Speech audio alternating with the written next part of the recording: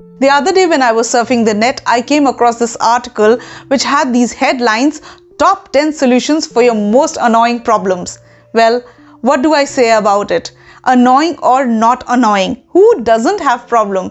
दुनिया में कौन ऐसा है जिसके पास problems नहीं होते? Sometimes the solution is just under our nose, but we are not able to figure it out. Someone says they are fat, someone says they are thin, someone says they are dark, someone says they are fair.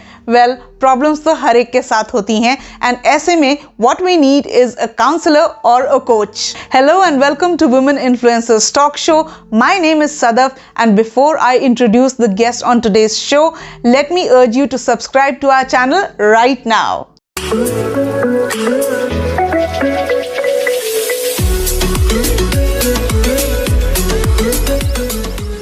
I don't need to introduce our guest today because yes, you know her very well. She is Neha Wahi, who is a psychologist, a coach, and also the AVP of CL Educate Limited. Yes, she is also an expert on our panel for our Ask the Expert segment, which is aired every Wednesday on your favorite channel, Women Influencers Talk Show. Now let me welcome our guest. Hello Neha, how are you doing?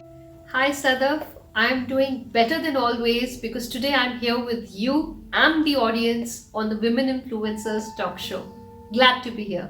Glad to have you here, Neha. Now, before we go and know more about your present, let me take a sneak peek into your childhood. Well, let me just tell you that her story is so amazing that you must have never heard it before. Yes, her birth has even been mentioned in the Army Coffee Table book and also the Platoon's Golden Book. Well, I'm not going to hold the suspense any more longer. Let's ask Neha about the story. Who doesn't love telling their childhood story? But I want to do something different if you permit, Sadaf. I have a favorite childhood story, which is a real story. I'd rather like to narrate that one as a compulsive storyteller than tell about my childhood. So I'm sure you won't mind, so I'm going ahead. So this is a true story which is about 35-40 years back and about an Indian Army officer and his young beautiful wife, a major posted in the valley of Kashmir while his wife was in the peace station pregnant and about to deliver any time. The officer was in the snow-laden peaks of Tangdhar waiting for good news. And the moment the baby arrived, they almost started planning their meeting. Very soon, Tangdhar was kind to them and the weather and the climate was a bit under control, and the officer called his wife to quickly join him in the valley.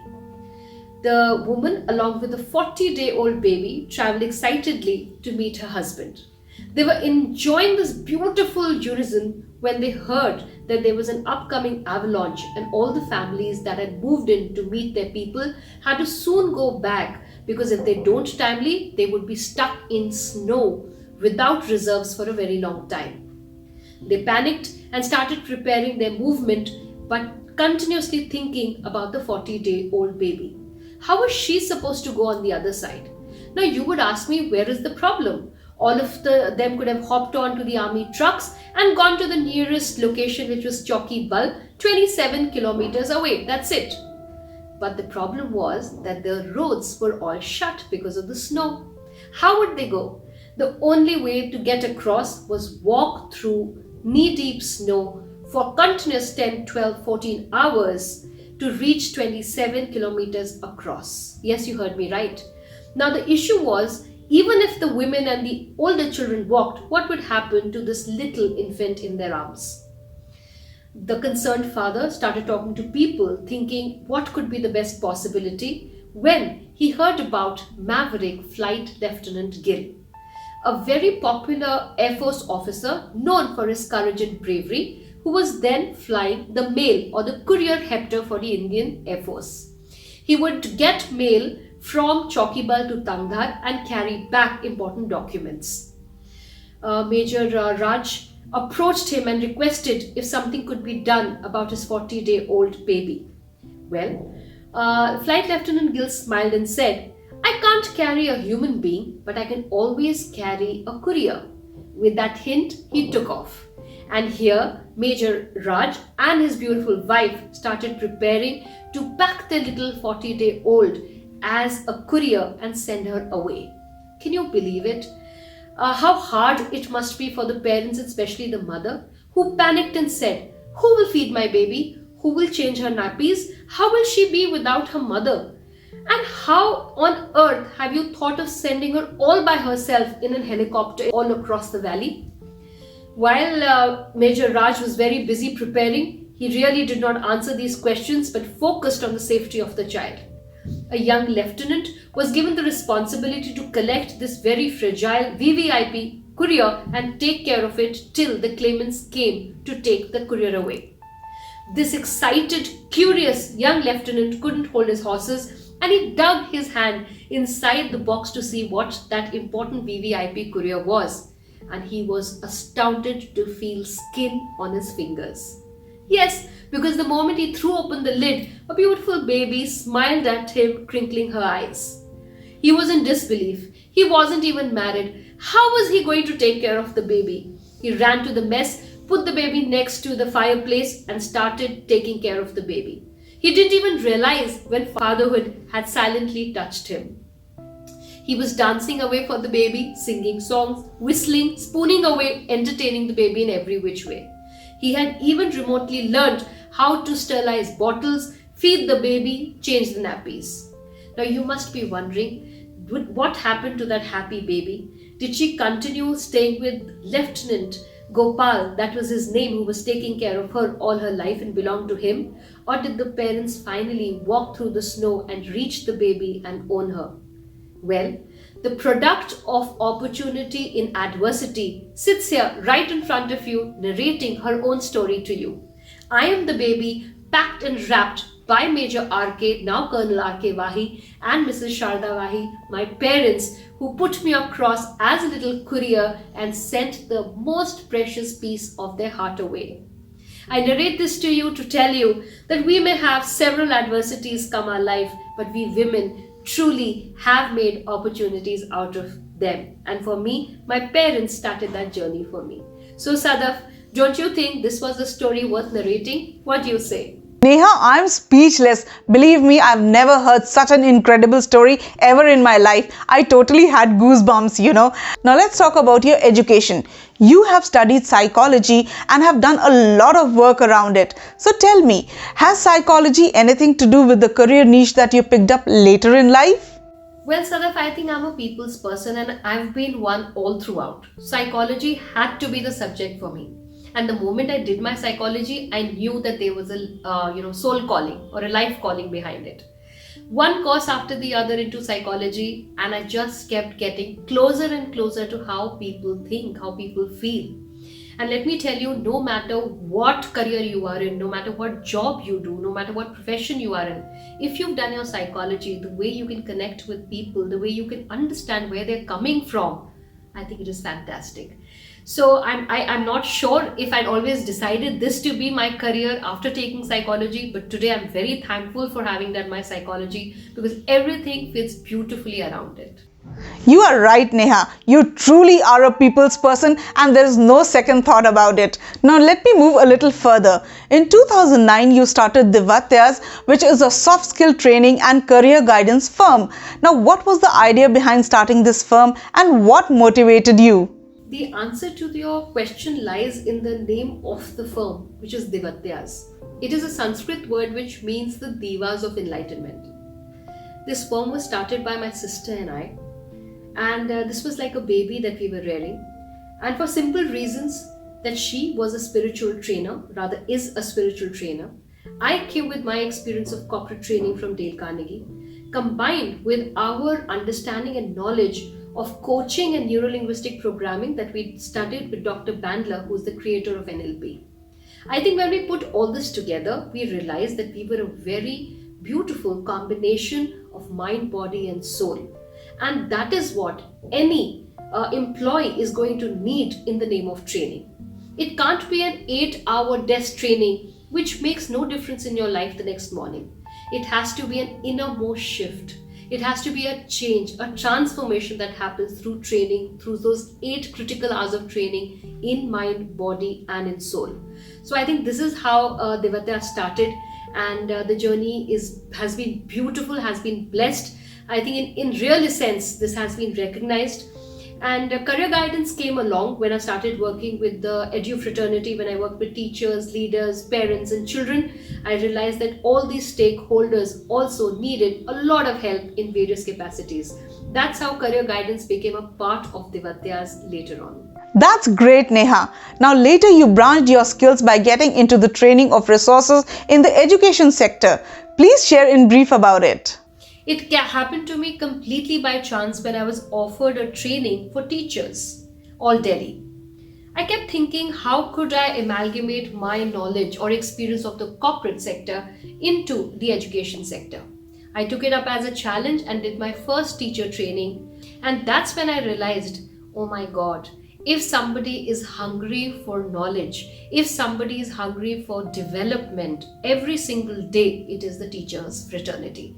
Without a doubt, a very eminent, a very elite, a very excited, and a very well engaged, I would say fraternity is the teachers' fraternity.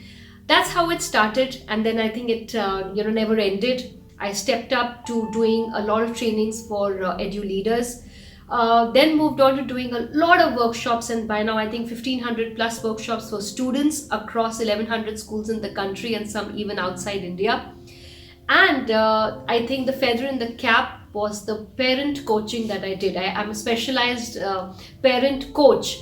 And I think the best sessions that I enjoy the most are when I work with parents. Neha, the gleam in your eyes when you talk about your work cannot get unnoticed. And I guess it's because you're following your passion and you love what you do. Now, you are the AVP of CL Educate Limited, which is an organization that is doing tremendous work in the field of education. And today we have invited Mr. ARKS Srinivas, who's the president of CL Educate Limited, and he has something special to say about you. Let's hear him out. Hi, I am ARKS Srinivas. I am the president of CL Educate, Career Launcher, where Neha also works. Neha, in the last 2 years, has transformed the way we work. She is an epitome of a leader, not just a woman leader, but a leader in all rights. The way she has dealt with students, parents, staff itself. She inspires the students, inspires the parents, inspires my staff, and she inspires me. I think she is a complete woman. Thank you. Thank you, Mr. Srinivas, for your testimonial. Now, moving ahead with you, Neha. You have been associated with prestigious educational bodies like IIM Lucknow and corporate giants like ITC. Please share your experience. Sadaf, you're taking me down through nostalgia. Indian Institute of Management Lucknow as the leading academic body of the country, or ITC, a huge corporate giant. I think anybody's dream come true to be working with these esteemed institutions and organizations. How did I reach here is another very interesting story which you're going to love. So, all these years of our lives, a woman is told how she's supposed to dress, what she's supposed to say, when she's supposed to open her mouth, when she's supposed to keep it shut, whether she's supposed to sit on the table and eat with everybody or sit inside the kitchen somewhere and finish her grub. How is she supposed to speak, at what volume? Who is she supposed to stand with? What should her posture of walking be? I think time and again a woman is being reminded of all these things. But why am I narrating it here? Because IIM Lucknow and ITC brought me to them for a very different reason. This time a woman was going to teach all the men around how to talk, how to eat, how to laugh, what to wear, what to say, what not to say. So this was the program that brought me to these two giants. And I think it is a beautiful memory of my life when I think of that moment when as a woman I had entered an Audi that was full of men. And they looked at me and said, "Really? Are you going to teach us?" But when I walked out, everybody said it was a privilege to learn from a woman. So this is my story with these two giants. Wow, that is truly inspiring, Neha. And as Malala Yousafzai quotes, we realize the importance of our voices only when we are silenced. So, no matter who you are or what anyone is saying to you, just move ahead fearlessly, set your goals and reach your destination. Now, my next question to you, Neha, is what do you perceive to achieve when you mentor a student? And also, what kind of reform or change is anticipated in a kid who has been mentored vis-a-vis otherwise? I think I heard the word reform. So forget about what I want to do with the kid. If the kid finds out that I'm trying to reform him, he's not going to speak to me. So the first thing I like to tell you that when we mentor kids, we rarely tell them that it is all about mentoring. It is more about friendship. It is more about knowing each other and working together. Co-opting, not controlling. That is for sure. What I would probably want to achieve out of a mentoring session, as you've asked, very importantly, I just want to play the role of a GPS. Yes, you heard me right. So we often use the GPS even on tracks that we know, not just on the ones that are unknown to us. It comes with comfort. We check the GPS to see how quickly we can reach the destination. Is there a shortcut? How's the traffic looking today? And of course, for unknown destinations, there are various reasons why the GPS is handy. Well, that's what a mentor is going to do to a child. A child is brilliant. He already knows what he wants to do somewhere within. He just needs that GPS to tell him what is the best path. What is the difference between a child who's mentored and a child who's without a mentor? The difference is stark, and the difference is called confidence. A child who has been mentored takes every step further with a lot of confidence. He's fearless now. He's sure that his parents, his counselors, his teachers, his peers all believe that he's doing the right thing. And that brings in a lot of confidence to the child. And as mentors, we ensure that we work as a unit and all the stakeholders that I've mentioned are a part of our decision. But a child who's taking the risk of doing this without any consent, without reassurance from anybody or without assurance from anybody, may always be fearful, may always be worried. Is it going to be the right decision for me or not? So I, as a career expert, as a mentor, would suggest that a little investment into a good career guidance expert, into a good mentor, can be life transforming for a child. That's right, Neha. A mentor is someone who helps us see the hope inside ourselves and makes a difference in our lives. That's completely true. Now, when you're talking about soft skills, how would you explain this term to a common person? And also, how can we hone up this skill personally? Don't be fooled by the word, okay, the term soft skill.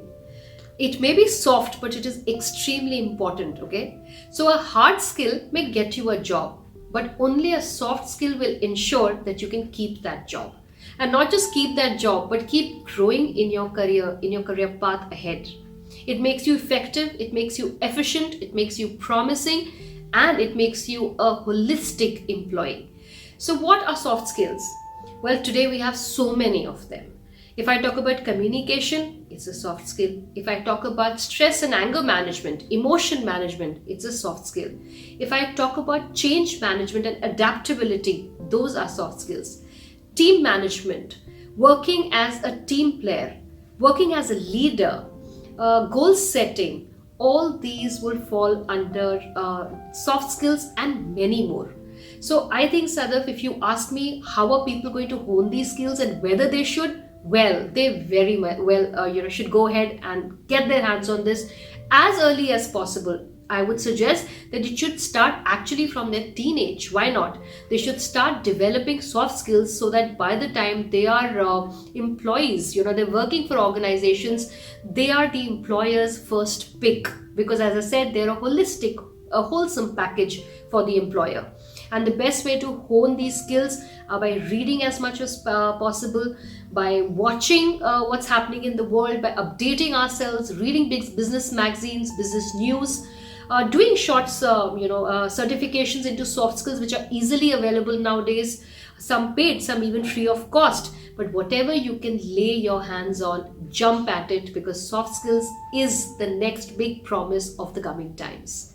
Thank you, Neha, for the important pointers on this subject, and I'm sure all my viewers are noting down the tips and advice that you're giving. Well, that is the purpose of our show, not only to influence you, but also to guide you.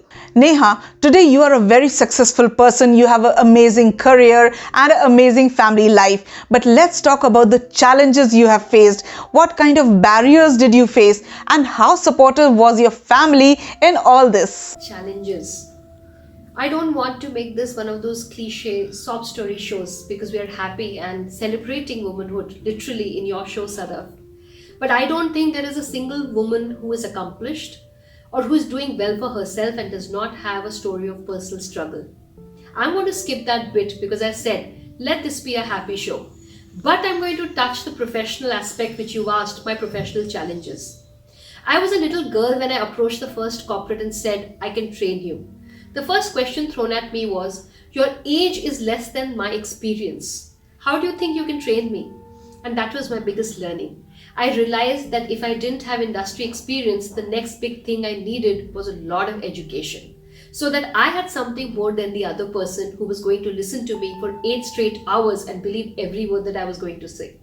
So it took me years and years and years of studies, which still continue, by the way. Let me tell you, I finished my MA only last year and I plan to do my PhD very soon. So whether these are certifications or diplomas or degrees, whatever I could lay my hands on, I kept studying. And this is one message I'd like to give to all the ladies who are listening to us today. Education is your best friend.